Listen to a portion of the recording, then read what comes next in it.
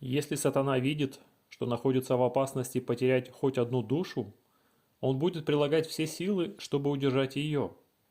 Но если человек, находящийся в опасности, устоит и в своей беспомощности верит себя заслугам крови Христа, наш Спаситель услышит искреннюю молитву веры и пошлет ангелов, которые будут противоборствовать сатане и освободят человека.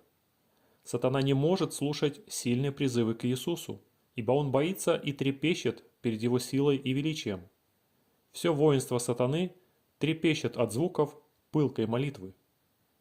Эллен Уайт. Общение с Богом.